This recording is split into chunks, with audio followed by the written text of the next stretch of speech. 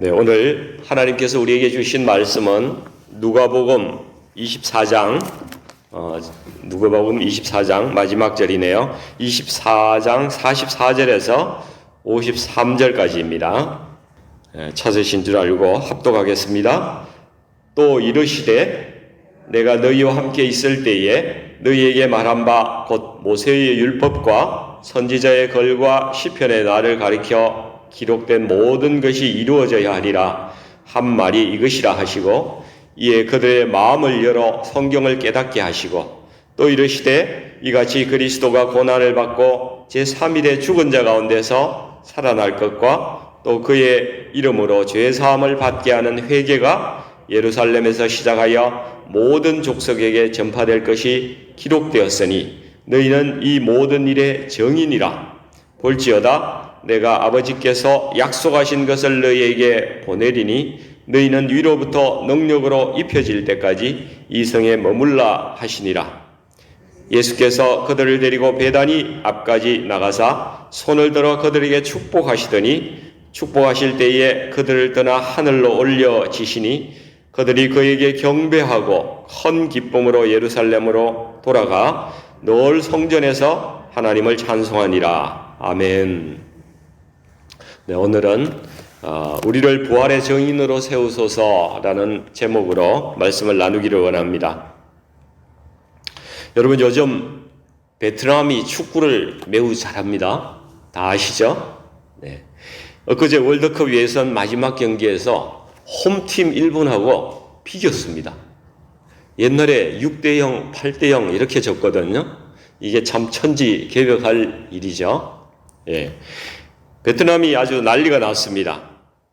여러분, 누구 때문에 이렇게 되었습니까? 네, 감독 때문이에요. 감독이 선수들을 잘 조련시키고 자기의 그 축구 철학을 잘 심어주고 또 꿈도 심어주고 이렇게 능력도 막 부어주고 이러니까 엄청난 영향력을 발휘해서 여러 팀들이 세계가 놀라는 그런 팀으로 이렇게 성장한 것입니다. 우리 주님께서 자신이 사랑하신 제자들에게 이제 꿈과 비전을 이렇게 심어주시고 이 세상에 복음화라는 이 가장 큰 경기에 자기 제자들을 이렇게 곧 출전을 시키려고 준비를 하고 계십니다. 그 출전에 앞서서 이 제자들이 잘할 수 있도록 꼼꼼히 이렇게 살피시고 또 부족한 것이 없을까 이렇게 마음을 다 해가지고 마지막 점검을 주님께서 하고 계세요. 지금 오늘 본문이 그렇습니다.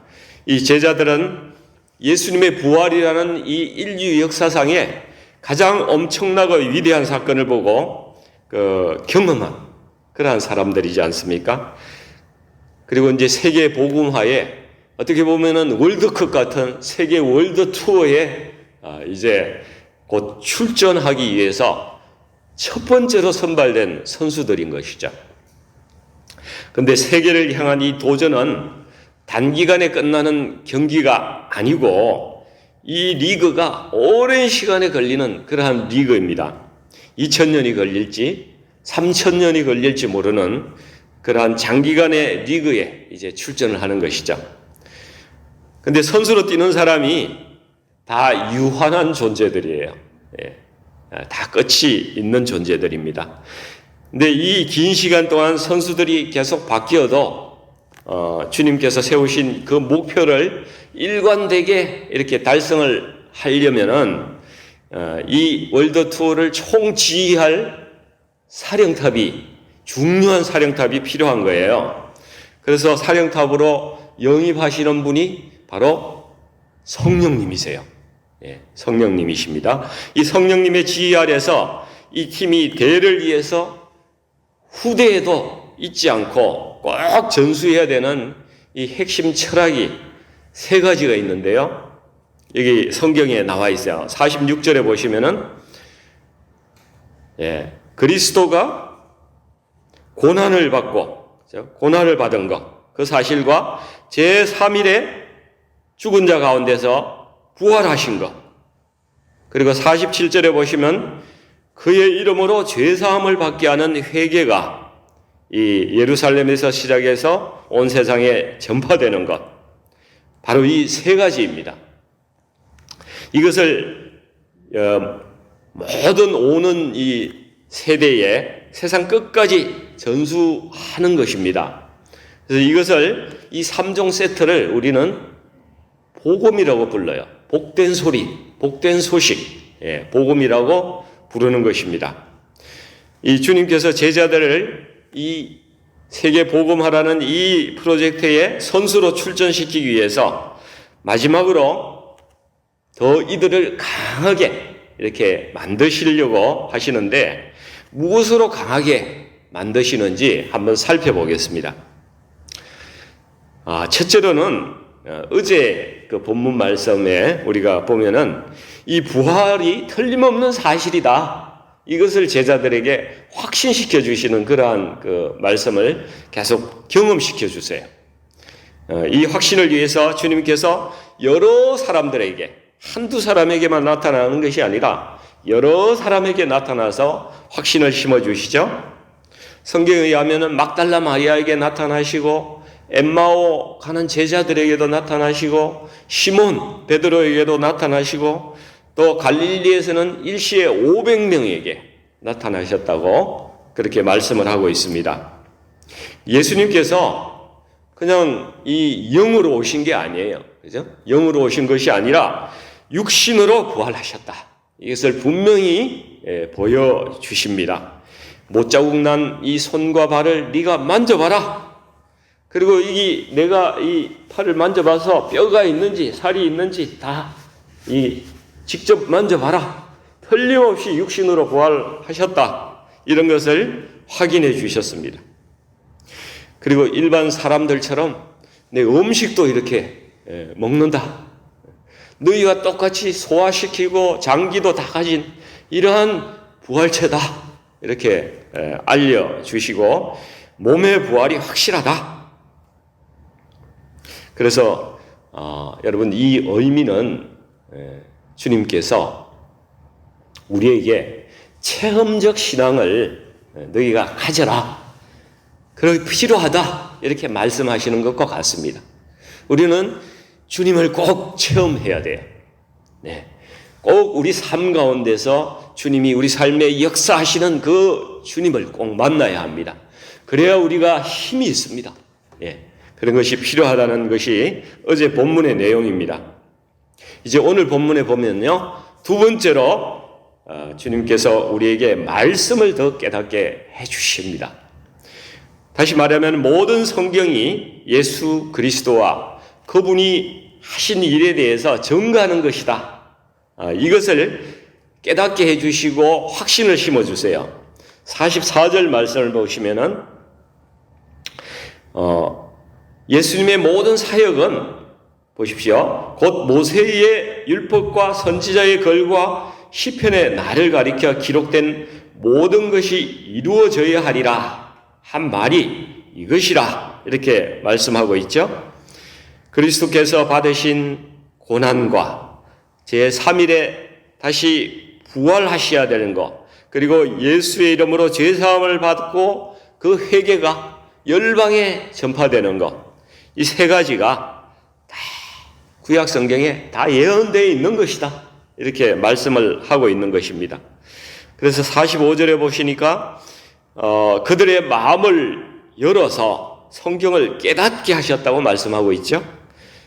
예전에 들려주었던 그 말씀들이 다시 떠오르게 하시고, 또 구약에서 읽었던 말씀 가운데서 그리스도가 어떻게 이렇게 역사하시는지, 그러한 섭리가 무엇인지, 이런 것을 깨우쳐 주시는 거예요.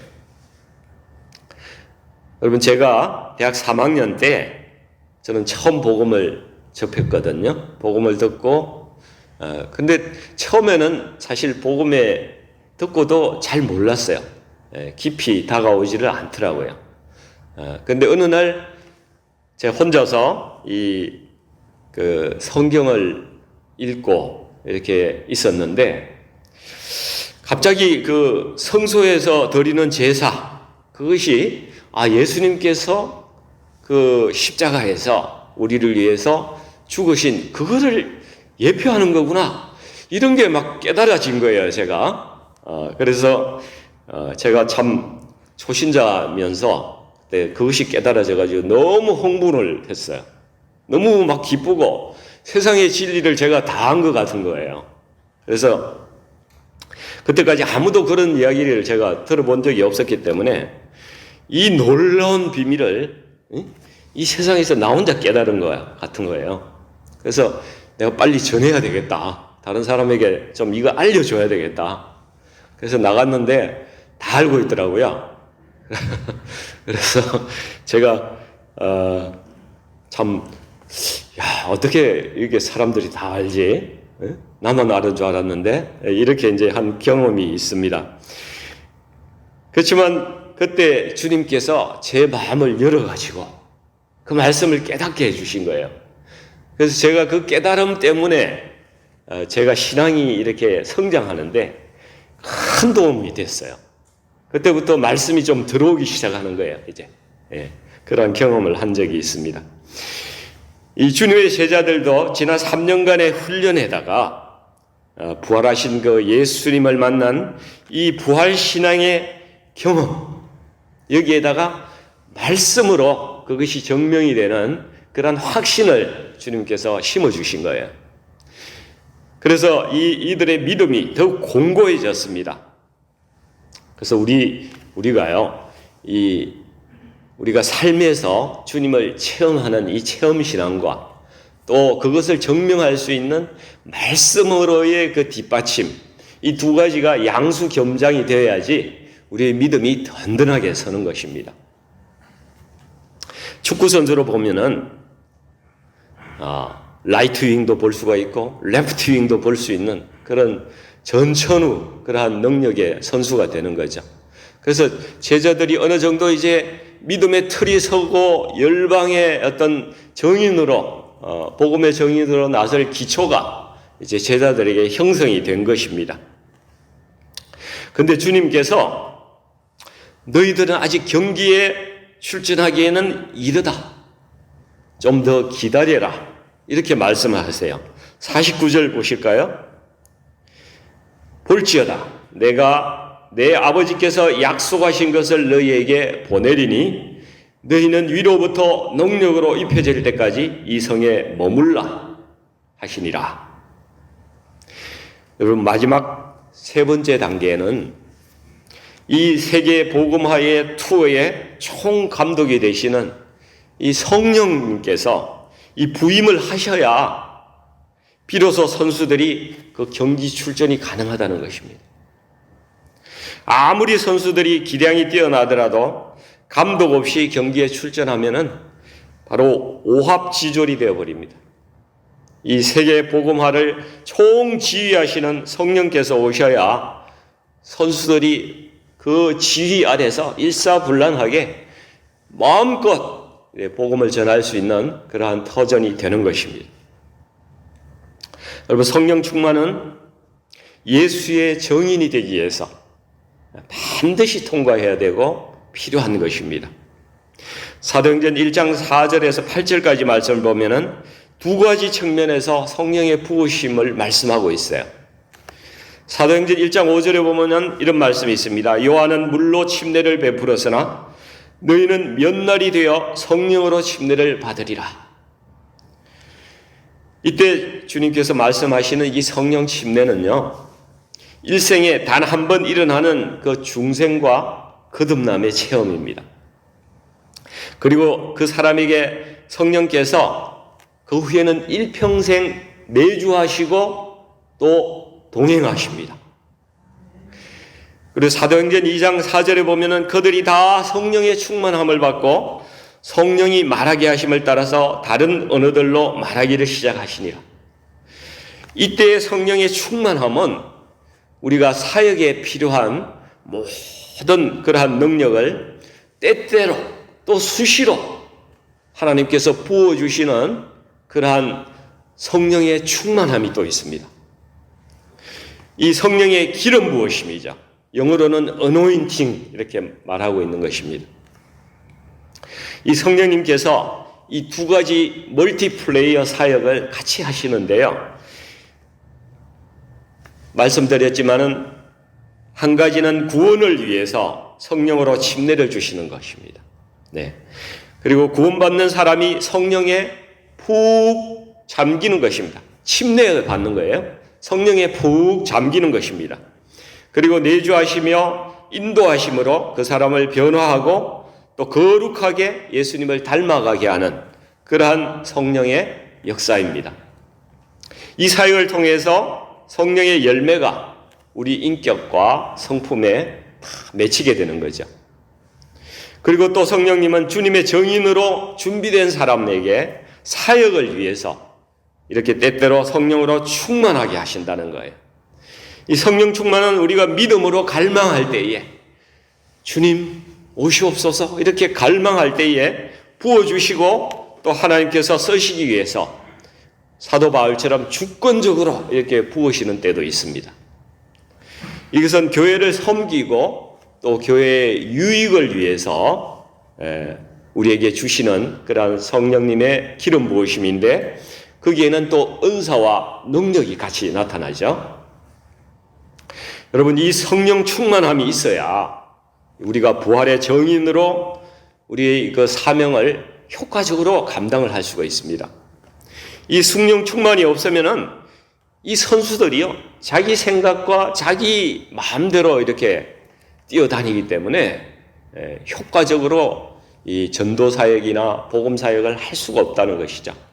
네. 그래서 오히려 복음화하는 것이 아니라 망쳐놓을 수도 있어요. 그냥 전도하러 나갔다가 좋은 마음으로 갔다가 전도 받는 그분 피전도인하고 말싸움이 붙어가지고 막 싸우고 이런 사람들도 있지 않습니까? 네, 그런 그 역효과도 나는 것이죠. 네. 그래서 주님께서 성령이 임하실 때까지 기다리라고 하셨어요. 예수님은 다 계획이 있으셨습니다. 여러분, 오순절날 이스라엘의 그 남자들은 1년에 3번 반드시 예루살렘에 가서 성전에 예배 드리라고 이렇게 구약에서 말씀하고 있죠. 왜냐하면 절기가요, 3덩어리로 뭉쳐져 있어요. 유월절이 있고 무교절이 있고 초실절이 같이 쭉 연결이 되어 있는 봄 절기예요. 그 다음에 여름에 오순절 절기가 하나 있고요. 그 다음에 좀 몇 달이 지나서 7월 달에 1일이 그 나팔절이거든요.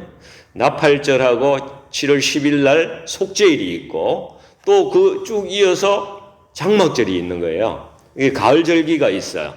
그래서 봄, 여름, 가을 이렇게 절기가 있는데 이 3덩어리가 뭉쳐져 있기 때문에 그때 그냥 남자들이 다 3번 올라오면은 모든 절기에 다 참여가 되는 거예요. 그래서 이 오순절 날에도 세계 각국에 흩어져 있는 디아스포라 유대인들이 그날 다 오는 거예요. 모여 있기 때문에 많은 사람들이 모여 있는 그런 상태입니다. 그래서 이 명절에 이제 주님께서 자기의 사랑하는 제자들에게 성령 충만을 주셔서 세계 각국에서 온 그 사람들의 그 언어로, 각기 다른 언어로, 막 우리가 알아듣지 못하는 그런 방언이 아닙니다. 외국어, 우리가 사용하는 외국어로 막 이렇게 방언이 터져 나와서 하나님의 큰 일을 증거했다는 거예요. 하나님이 어떤 일을 하셨는가, 우리 예수 그리스도의 그 놀라운 일들을 각기 막 그 외국어로 다 이 제자들이 이렇게 방언을 해서 알려줬다는 것입니다.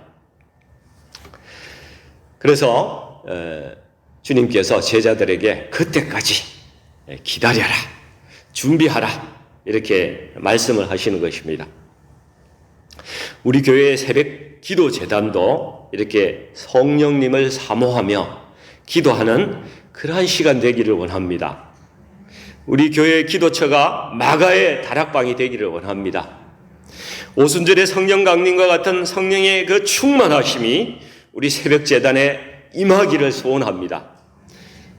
그래서 우리도 주의 정인으로 쓰임받기를 원합니다. 주님께서 이 땅에서 약 3년이라는 시간 동안 그리고 고난받으시고 부활하신 후에도 제자들을 끝까지 챙기시고 부활의 정인으로 복음의 정인으로 세우시기 위해서 모든 일을 다 하셨어요. 예수님께서 부활하신 다음에 40일 동안 이 땅에 계셨는데요. 40일 동안 계셨으니까 초실절날 부활하셨거든요. 부활하시고 그때부터 50일이 지나면 오순절이에요. 그러니까 10일 오순절을 남기고 10일 남기고 이제 어디 가시는가 하면 성천하시는데 감람산의 동편 기슭에 있는 베단이라는 마을로 가셨어요. 성경에 보면은 예수님이 성천하시는 곳이 감람산이라고 나오는 데도 있고 오늘은 또 베단이라고 이렇게 나오고 있어요. 그래서 이것은 뭐 다른 것이 아니고요. 이 산이 감람산이 이렇게 크게 있는데 이쪽에 서편 쪽이 성전을 바라보는 감람산, 좀 넘어서 동편 쪽에 있는 기슭에 있는 마을이 베단이에요. 그래서 그 베단이에 가셔서 그 마을에서 주님께서 이제 손을 들어서 제자들을 축복하시고 부활하신 육신을 그대로 가지시고 성천을 하신 거예요. 영이 되어서 가신 게 아니에요. 부활하신 그 부활체로 하늘로 올려져 가셨습니다. 이 성천은 예수님의 그 지상 사역의 종료를 의미하는 것이죠. 그리고 또 지상 사명의 완수를 의미하는 것입니다. 계획하신 모든 일을 이제 다 이루신 것입니다.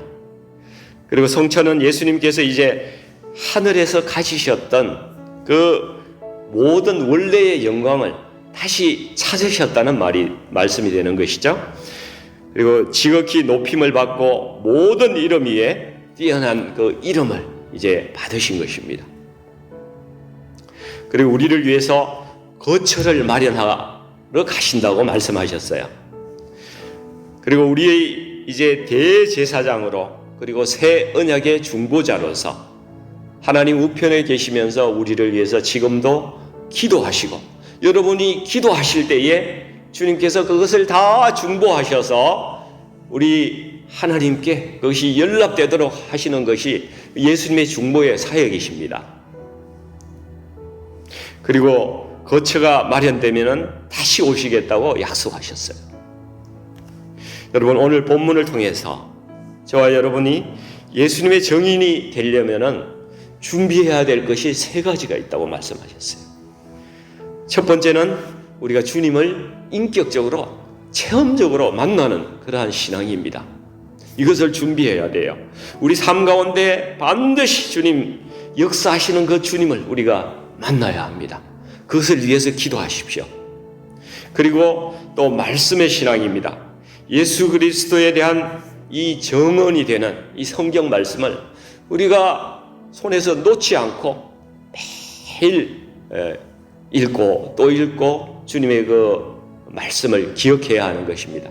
그러면 성령님께서 오셔서 우리가 어떤 상황에서도 그 말씀이 막 이렇게 나오는 거예요. 말씀이 성령께서 말씀을 끄집어내서 우리를 위로하시고 적용케 하시고 이러한 역사가 우리 가운데 일어나는 것입니다. 그리고 3번째가 이제 성령의 충만입니다. 우리가 성령 충만을 사모하면서 기도에 힘써야 하는 것입니다. 이 새벽 제단에서 기도를 통해서 성령께서 부어주시는 그러한 역사가 일어나기를 원합니다. 이제 주님께서 다시 오실 날이 가까워지고 있습니다. 주님께서 가신 모습 그대로 우리 주님께서 오실 것입니다. 못자국 난 손과 발을 가지시고 그대로 오실 것입니다. 우리가 주님 만날 때 부끄럽지 않도록 우리 주님 예수님의 정인으로 우리가 다시 살아갈 수 있도록 그렇게 우리 주님의 이름으로 축원드립니다. 기도하겠습니다. 사랑하는 주님, 우리를 주님의 정인으로 저희도 준비되게 하여 주시옵소서. 오늘 저희들의 삶 가운데 인격적으로 주님을 만나는 그 교제가 열리게 하시고 또 주의 말씀이 저희 안에 가득 차게 하셔서 성령께서 언제든지 성령의 검으로 사용할 수 있는 그 말씀의 사람 되게 하여 주시옵소서. 그리고 성령님 저희 가운데 임재해 주셔서 우리 얼바인 우리 교회가 성령으로 충만하여서 복음의 새로운 그 능력의 발전소가 될 수 있도록 주님 인도해 주시옵소서. 말씀과 기도에 힘쓰는 교회 되게 하여 주시고 성령님께서 쓰실 만한 그러한 교회, 우리 교회가 될 수 있도록 하나님 인도하여 주시옵소서.